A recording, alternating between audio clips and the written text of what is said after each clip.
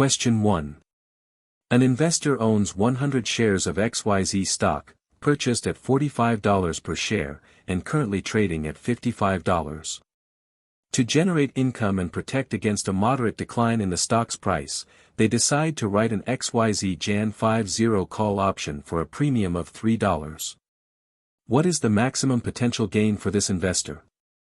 A. Unlimited gain. B. $300. C. $500. D. $800. Answer: D. $800. This strategy is a covered call, where an investor writes a call option against shares they already own. The maximum gain for a covered call occurs if the stock is called away at the strike price.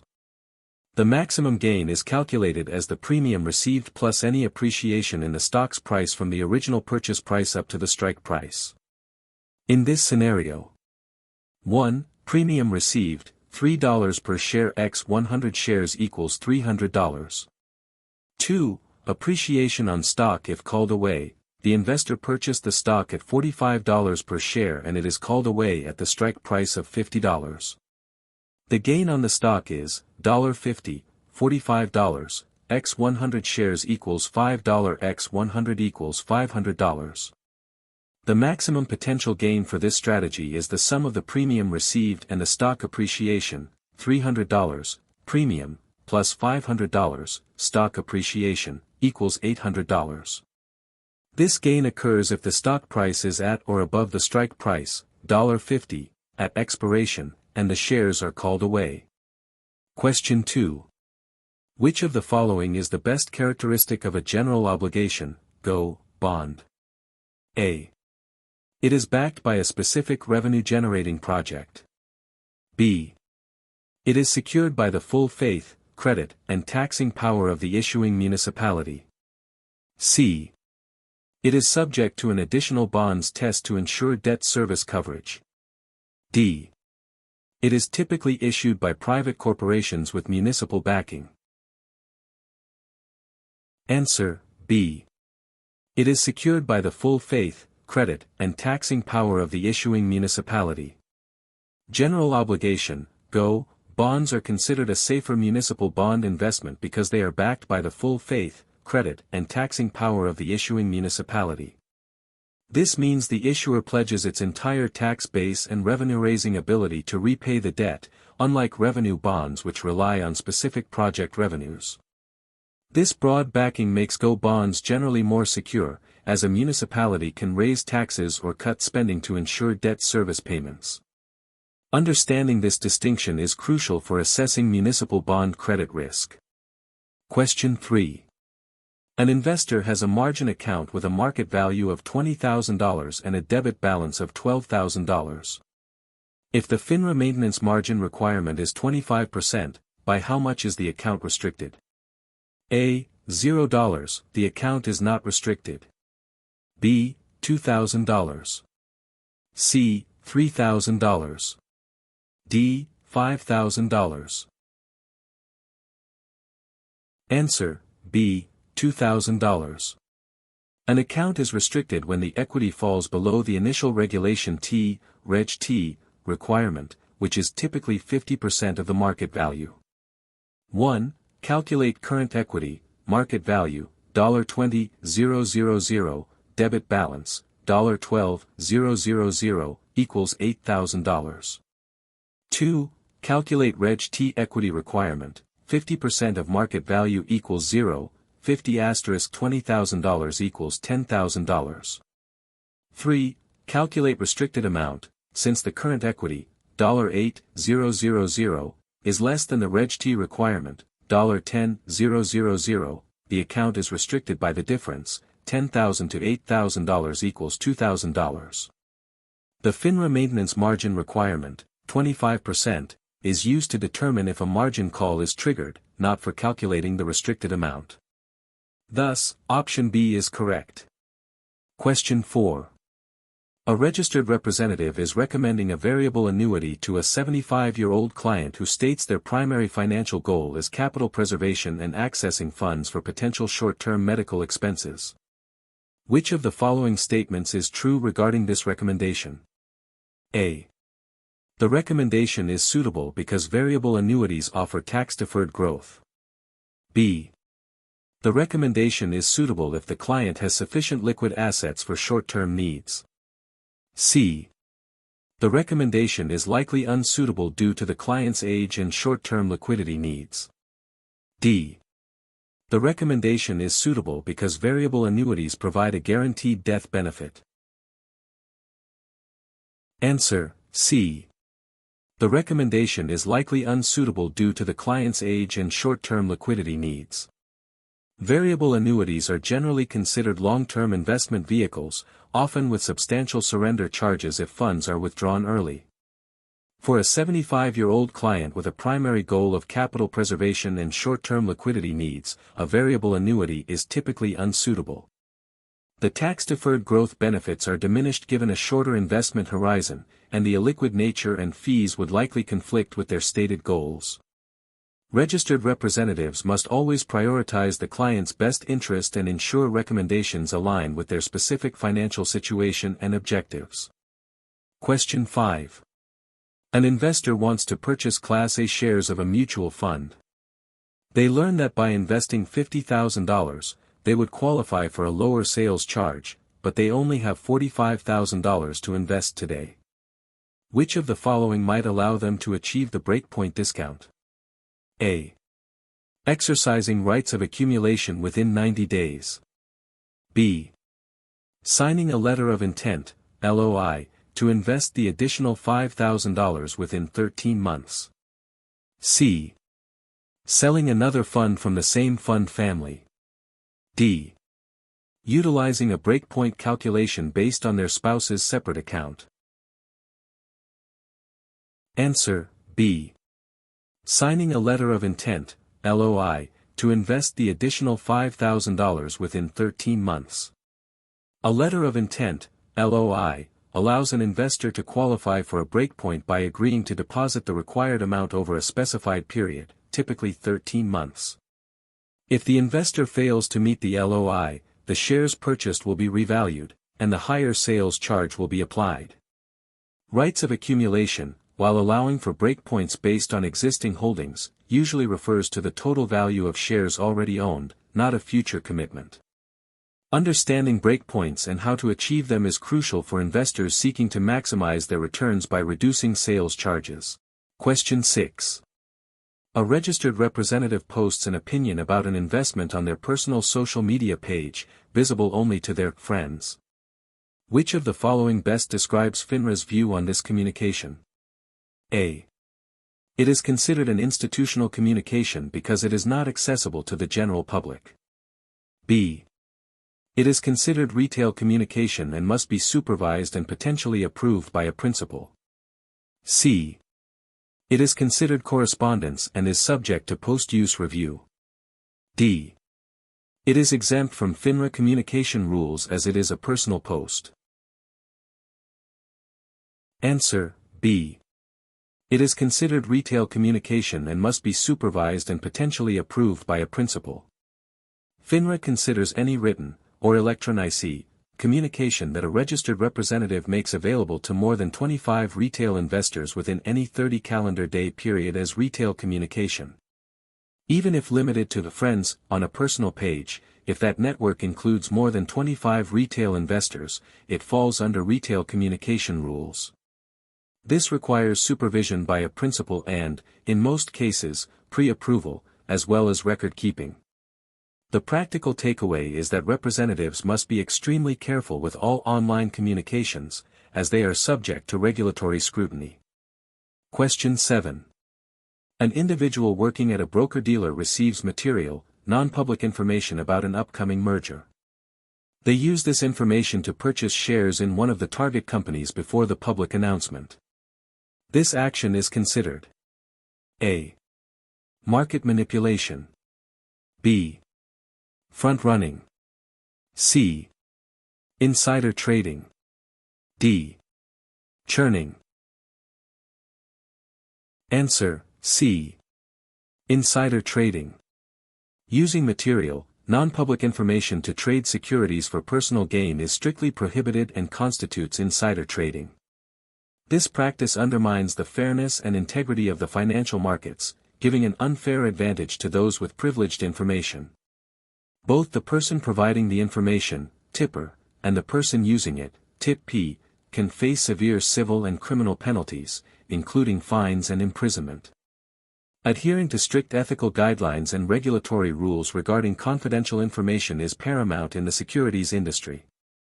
Question 8. According to MSRB rules, which of the following gifts or gratuities can a municipal securities dealer give to an employee of another municipal bond dealer? A. A gift of $500 as long as it is publicly disclosed. B. An occasional dinner or sporting event ticket valued at $100. C. A cash gift of $200 for outstanding service. D. A recurring monthly payment for referral business. Answer, B. An occasional dinner or sporting event ticket valued at $100. MSRB Rule G-20 prohibits municipal securities dealers from giving gifts or gratuities of more than $100 per person per year to employees of other firms if the payment is in relation to the business of the recipient's employer. However, occasional non-cash gifts, such as dinners, tickets to sporting events, or promotional items, are generally permitted if they are not extravagant and fall within the $100 limit. Cash gifts are almost always prohibited as they can be seen as inducements or conflicts of interest. Understanding gift limits helps maintain fair and ethical business practices in the municipal market. Question 9. A client invested in a variable annuity 5 years ago and is now entering the payout phase, choosing a straight life annuity option.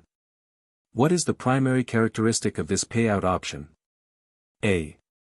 Payments are guaranteed for a specific number of years, even if the annuitant dies. B. Payments are guaranteed to continue for the life of the annuitant, but cease upon their death. C. Payments are adjusted annually based on the performance of the underlying separate account. D. Payments are guaranteed to increase over time to keep pace with inflation. Answer, B. Payments are guaranteed to continue for the life of the annuitant, but cease upon their death. A straight life annuity option provides the largest periodic payments to the annuitant for their entire life. However, a significant drawback is that all payments cease upon the annuitant's death, regardless of how soon it occurs. There is no provision for beneficiaries to receive remaining payments. This option carries the highest mortality risk for the annuitant but offers the highest income stream, making it suitable for those prioritizing maximum income and without dependents relying on the income. It's crucial for clients to understand the trade-offs between higher payouts and the lack of survivor benefits. Question 10. A municipal bond with a par value of $1,000 has a coupon rate of 5% and is currently trading at $950. If the bond matures in 10 years, which of the following statements is true? A. The current yield is less than the coupon rate. B. The yield to maturity, YTM, is less than the current yield. C. The current yield is greater than the coupon rate. D. The yield to call, YTC, would be higher than the yield to maturity, YTM. Answer, C. The current yield is greater than the coupon rate. When a bond trades at a discount, below par, its current yield and yield to maturity, YTM, will be higher than its coupon rate. The current yield is calculated as the annual interest payment, $50, divided by the current market price, $9.50, which is approximately 5.26%. Since 5.26% is greater than the 5% coupon rate, option C is correct. The YTM would also be higher than the current yield for a discount bond. Understanding the relationship between bond price, coupon rate, current yield, and YTM is fundamental for evaluating bond investments. Question 11. An investor purchases one ABC Jan 50 call at $4 and one ABC Jan 50 put at $3. ABC stock is currently trading at $50. What are the break-even points for this long straddle strategy? A. $50 and $57. B. $43 and $57. C. $47 and $53. D. $46 and $54. Answer: B. $43 and $57. A long straddle involves buying both a call and a put option with the same strike price and expiration date, anticipating a large move in the underlying stock's price, either up or down. The break-even points are calculated by adding the total premiums to the call strike price for the upside break-even, and subtracting the total premiums from the put strike price for the downside break-even. Here, the total premium paid is $4 plus $3 equals $7. The upside break-even is $50, strike, plus $7, total premium, equals $57. The downside break-even is $50, strike, $7, total premium, equals $43. Therefore, the investor breaks even if the stock moves to $43 or $57 by expiration, and profits from any movement beyond these points. Understanding break-even points is critical for assessing the profitability of complex option strategies. Question 12. According to Regulation T, what is the latest date by which a customer must pay for securities purchased in a cash account? A. S+1, settlement date plus 1 business day. B. T+2, trade date plus 2 business days. C. S+2, settlement date plus 2 business days. D. T+4, trade date plus 4 business days. Answer: D. T+4, trade date plus 4 business days. Regulation T requires that customers pay for securities purchased in a cash account promptly, but in no event later than 2 business days after the standard settlement date, T+2 for most securities. Since settlement for most securities occurs on T+2, the customer must pay by T+4. If payment is not received by T+4, the broker-dealer must either apply for an extension from FINRA or promptly sell out the securities. This regulation ensures the timely completion of securities transactions and helps manage credit risk in customer accounts. Question 13. Which of the following best describes the primary investment objective of most real estate investment trusts, REITs? A. Speculative growth through venture capital investments. B. Generating income through real estate ownership or mortgages. C. Providing tax-exempt income to investors. D. Capital appreciation through short-term trading of properties. Answer: B. Generating income through real estate ownership or mortgages. Real estate investment trusts, REITs, are companies that own, operate, or finance income-producing real estate. Their primary objective is generally to provide investors with a steady stream of income, often in the form of dividends, derived from rents or mortgage interest. REITs allow individuals to invest in large-scale real estate portfolios without directly owning properties. While some REITs may focus on growth, the core characteristic is income generation. This revision addresses a different fundamental aspect of REITs compared to Question 18, which focuses on the tax treatment of REIT dividends to investors. Question 14. A customer places a sell stop 50 limit 51 order for XYZ stock, currently trading at $52. Which of the following statements is true regarding this order? A. The order will be executed immediately at $52. B. The order becomes a limit order to sell at $51 or higher once the stock falls to $50. C. The order becomes a market order to sell at $50 once the stock falls to $51. D.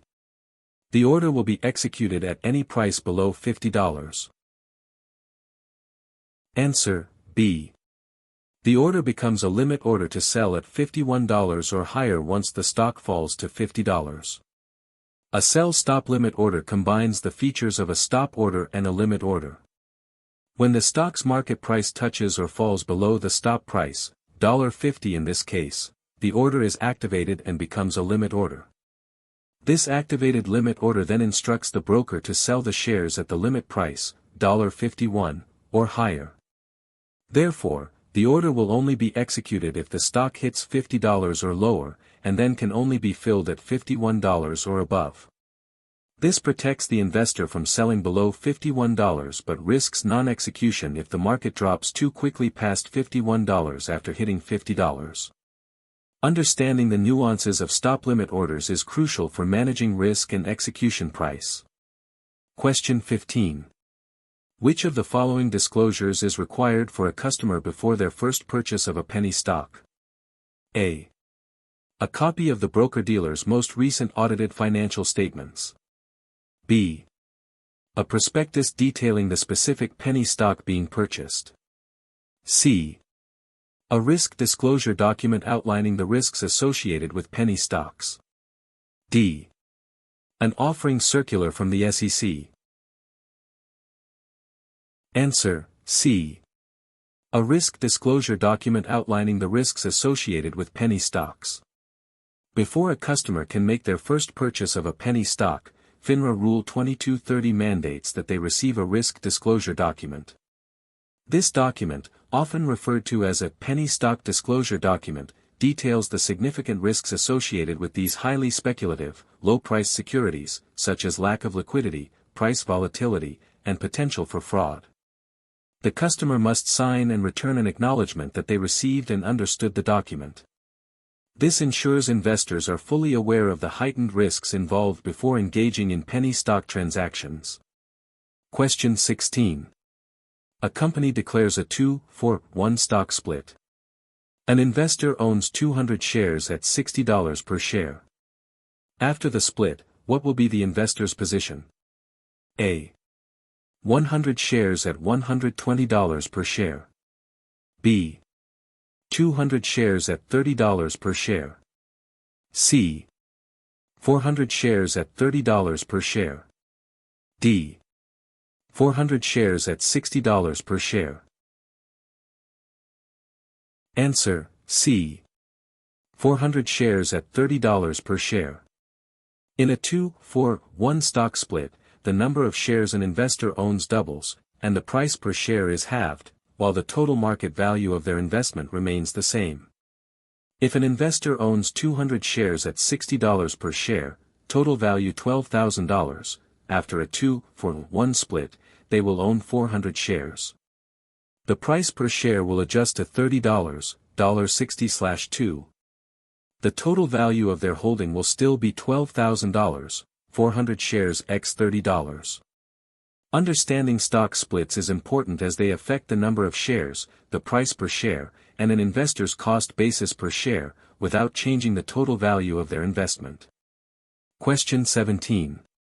Which of the following functions is primarily performed by the Depository Trust and Clearing Corporation, DTC, specifically its subsidiary the Depository Trust Company, DTC? A. Facilitating the underwriting of new securities issues. B. Providing research and analysis on publicly traded companies. C. Acting as a central securities depository and facilitating book entry transfers.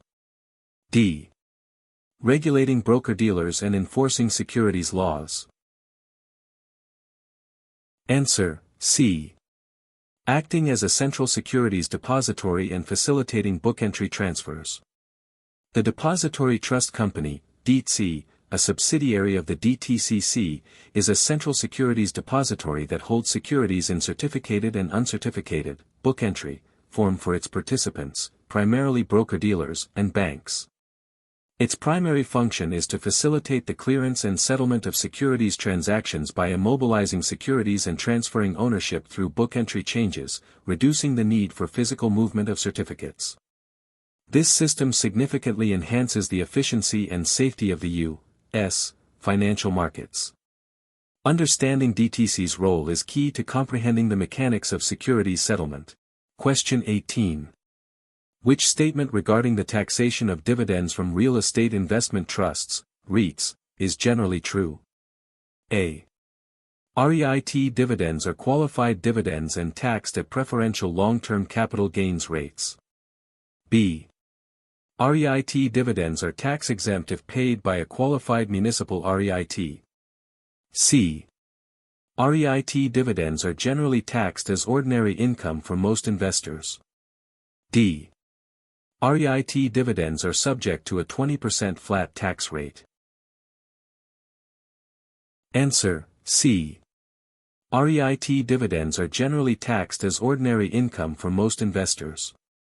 Unlike most corporate dividends which may qualify for preferential tax rates, dividends distributed by real estate investment trusts, REITs, are typically taxed as ordinary income for most investors.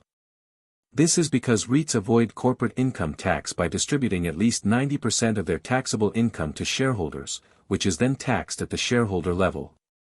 This tax treatment is an important consideration for investors evaluating the after-tax yield of REIT investments.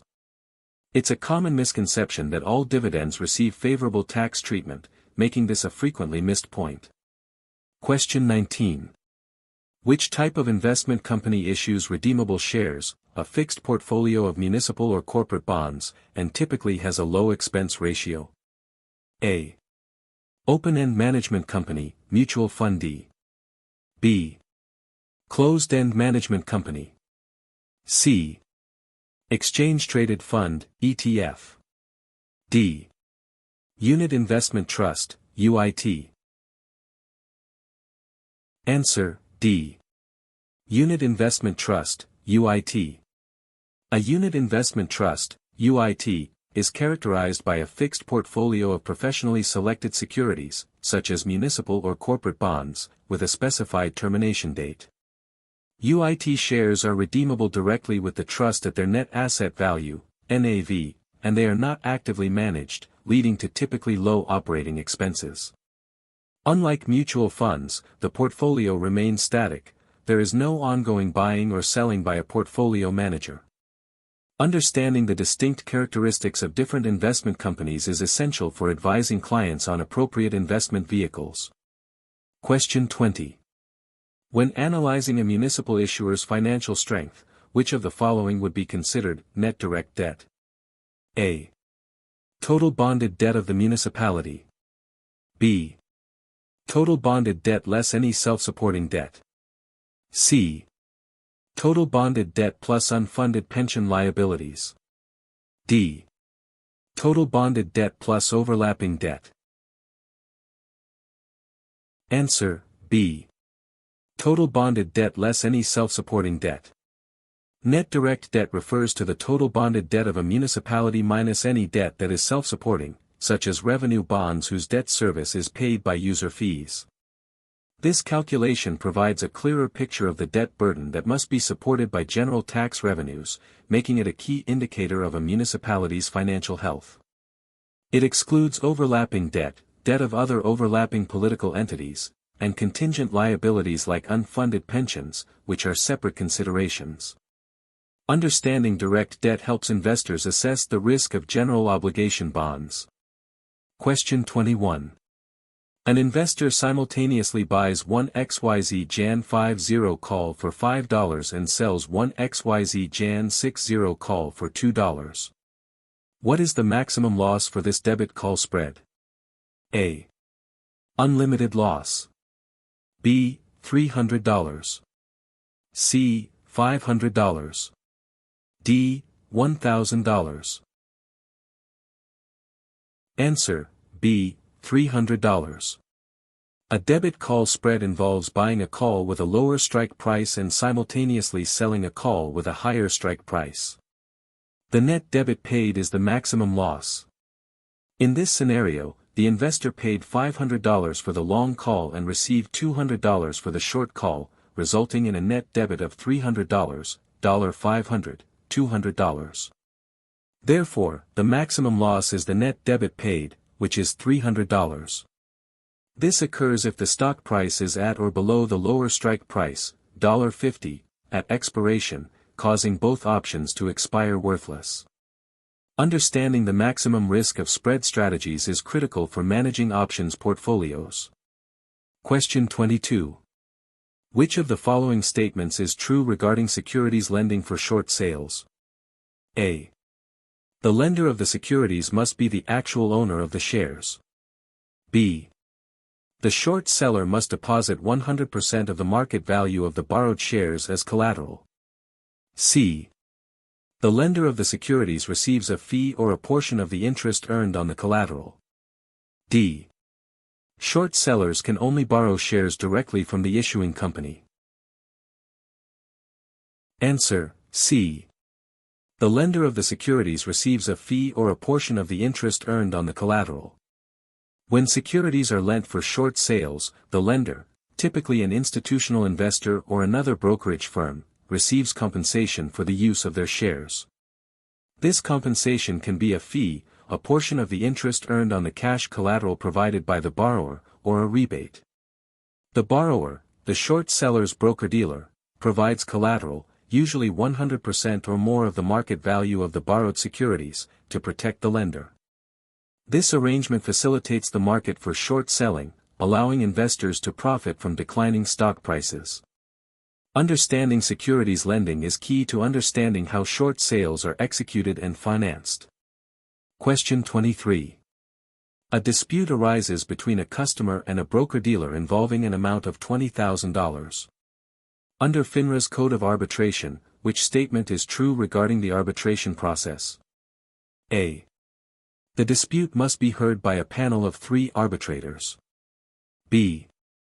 The customer can choose to pursue litigation instead of arbitration. C. The case will be handled through simplified arbitration procedures. D. The decision of the arbitrators is non-binding and can be appealed to the courts. Answer: C. The case will be handled through simplified arbitration procedures. For disputes involving $50,000 or less, FINRA's Code of Arbitration for Customer Disputes mandates simplified arbitration procedures. This means the case is typically decided by a single arbitrator, usually based on a review of documents, without the need for an in-person hearing. While customers typically sign pre-dispute arbitration agreements, requiring them to arbitrate rather than litigate, the threshold for simplified arbitration is important.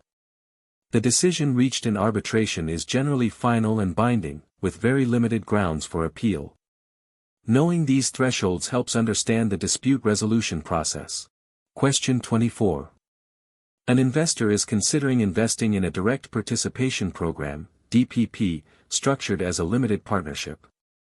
Which of the following is a primary disadvantage for a limited partner in such a program? A. Unlimited liability for partnership debts. B. Lack of management control and limited liquidity. C. Requirement to actively manage the partnership's operations. D. Taxation at both the partnership and individual levels. Answer: B. Lack of management control and limited liquidity. Limited partners in a direct participation program, DPP, primarily face 2 significant disadvantages: a lack of control over the partnership's day-to-day management and extremely limited liquidity for their investment. Limited partners are passive investors, ceding management responsibility to the general partner, and their ability to sell or transfer their interests is typically restricted. While they benefit from limited liability and pass-through taxation, the illiquidity and lack of control are critical factors to consider before investing. It's essential to understand that DPPs are suitable only for sophisticated investors who can tolerate these risks. Question 25. Under ERISA, which of the following is a characteristic of a qualified retirement plan? A. Contributions are typically made with after-tax dollars. B. The plan must primarily benefit highly compensated employees. C. All withdrawals in retirement are tax-free.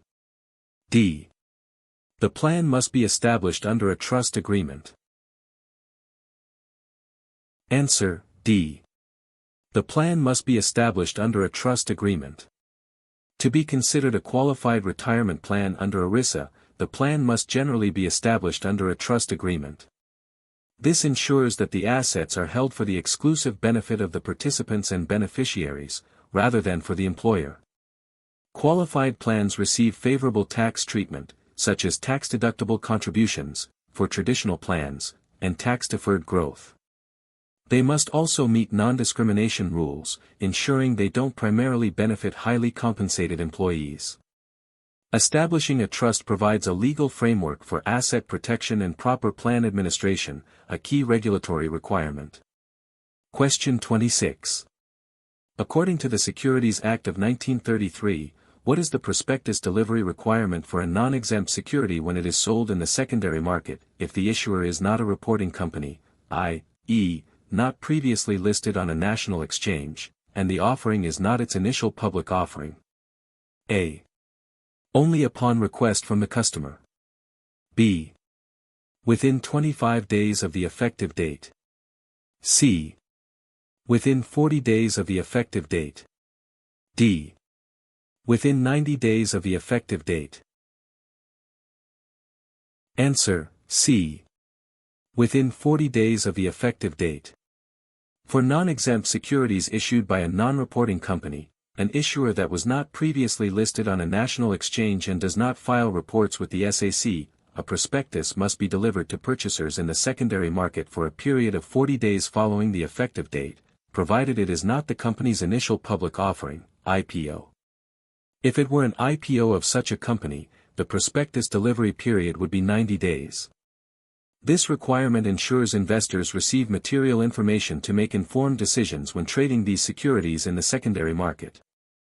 Question 27. A broker-dealer discovers suspicious activity in a customer's account that suggests potential money laundering, involving multiple large cash deposits followed by transfers to offshore accounts. What action is the broker-dealer legally required to take? A. Immediately freeze the customer's account and notify the customer. B. Report the activity to FINRA within 24 hours. C. File a suspicious activity report, SAR, with FinCEN within 30 days. D. Close the account and return all funds to the customer. Answer: C. File a suspicious activity report, SAR, with FinCEN within 30 days. Under the Bank Secrecy Act and FINRA rules, broker-dealers are required to file a suspicious activity report, SAR, with the Financial Crimes Enforcement Network, FinCEN, within 30 calendar days of becoming aware of suspicious activity. It is crucial that the firm does not disclose to the customer that SAR has been filed. This is called tipping off. Freezing accounts or closing them immediately without regulatory instruction could lead to legal issues. Reporting to FinCEN allows law enforcement to investigate potential illicit financial activities. Understanding SAR obligations is vital for anti-money laundering compliance. Question 28. Which of the following is the most conservative measure of a company's liquidity? A. Current ratio. B. Quick ratio, acid test ratio. C. Debt-to-equity ratio. D. Inventory turnover. Answer: B. Quick ratio, acid test ratio. The quick ratio, also known as the acid test ratio, is the most conservative measure of a company's liquidity. It calculates a firm's ability to meet its short-term obligations using its most liquid assets, specifically excluding inventory. The formula is current assets, inventory, / current liabilities. While the current ratio also assesses liquidity, it includes inventory, which may not always be easily convertible to cash. This makes the quick ratio a more stringent test of a company's immediate financial solvency. Investors use these ratios to gauge a company's short-term financial health and risk. Question 29. A corporate bond with a 6% coupon is callable at $103.1030 in 5 years. The bond is currently trading at $105.1050 and matures in 10 years. An investor calculating the yield should consider which of the following as the most relevant yield. A. Current yield. B. Yield to maturity, YTM. C. Yield to call, White C. D. Nominal yield.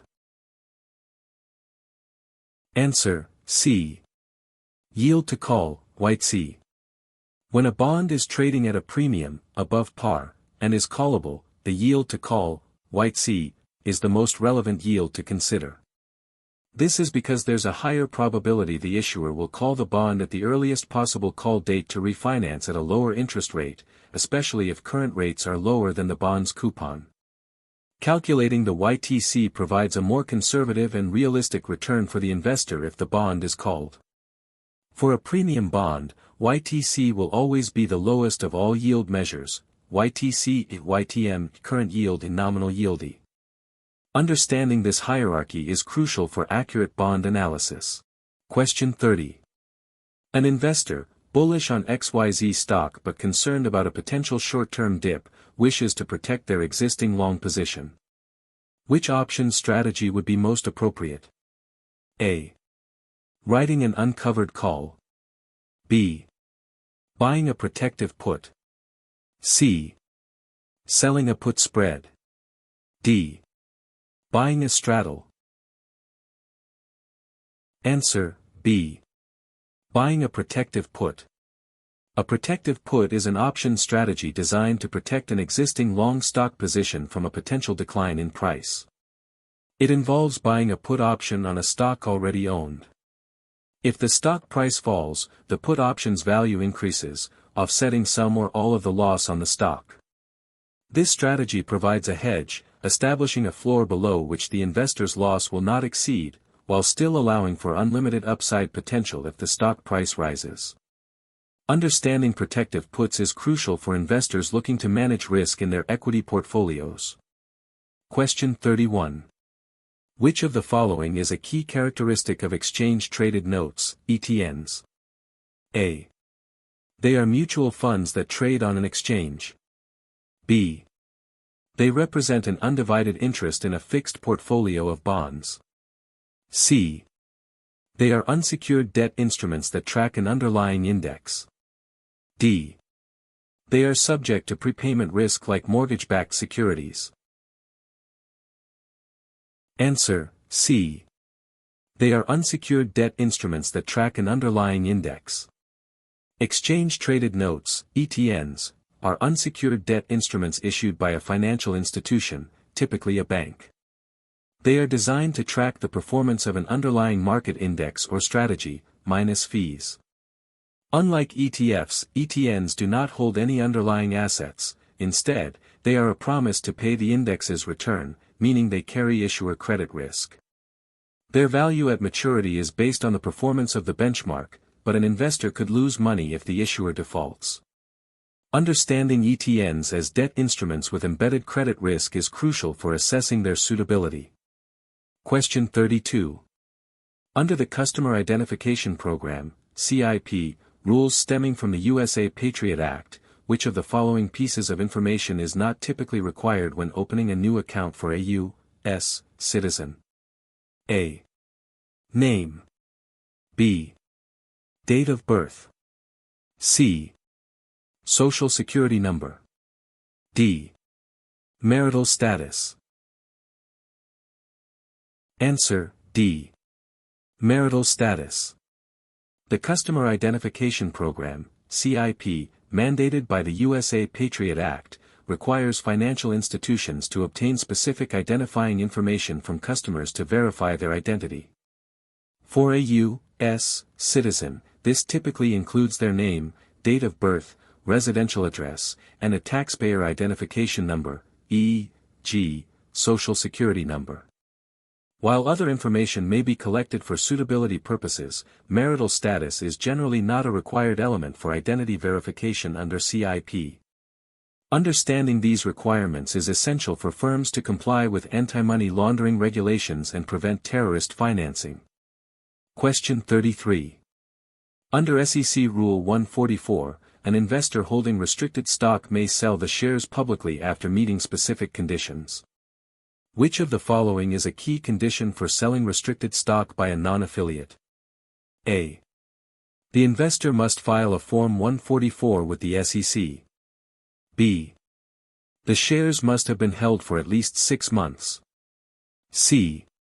The sale amount is limited to 1% of outstanding shares or the average weekly trading volume, whichever is greater. D. The investor must be a control person of the issuer. Answer, B. The shares must have been held for at least 6 months. SEC Rule 144 dictates the conditions under which restricted and control securities can be sold publicly. For a non-affiliate, someone not an officer, director, or 10% plus owner, restricted stock must be held for a minimum of 6 months if the issuer is a reporting company, one that files reports with the SEC. After this holding period, a non-affiliate can sell the shares freely without volume restrictions or filing a Form 144. Affiliates, however, always have volume limits and typically must file Form 144. Understanding these rules is crucial for investors holding unregistered securities. Question 34. A company launches a tender offer to purchase its own outstanding shares from shareholders at a premium to the current market price. Which of the following actions is prohibited for a broker-dealer that has a net long position in the target company's stock? A. Recommending the tender offer to clients. B. Tendering all of its own long shares. C. Tendering shares on behalf of clients who hold net long positions. D. Tendering more shares than it holds a net long position in. Answer, D. Tendering more shares than it holds a net long position in. In a tender offer, a broker-dealer can only tender shares that it holds a net long position in, or on behalf of clients who hold net long positions. It is strictly prohibited to tender more shares than the broker-dealer or its clients actually own, a practice known as net long tendering violation. This rule prevents artificial tendering and ensures that only legitimately held shares participate in the offer. Broker-dealers can recommend the offer and tender their own shares, provided they adhere to the net long position rule. Compliance with tender offer rules is critical for fair and orderly market operations. Question 35. Which of the following would be considered an offering exempt from registration under Regulation D of the Securities Act of 1933? A. An initial public offering, IPO, of a large, well-known issuer. B. An offering of securities to the general public through a crowdfunding platform. C. A private placement of securities to a limited number of accredited investors. D. A registered secondary offering by a major shareholder. Answer, C. A private placement of securities to a limited number of accredited investors. Regulation D, Reg D, provides exemptions from the registration requirements of the Securities Act of 1933 for private placements. These offerings are typically made to a limited number of accredited investors and/or a small number of non-accredited investors, and are not advertised to the general public. This exemption allows smaller companies to raise capital more efficiently without the burden and expense of full SEC registration. Understanding Reg D is crucial for firms involved in private capital formation, as it outlines specific rules regarding investor eligibility and offering size.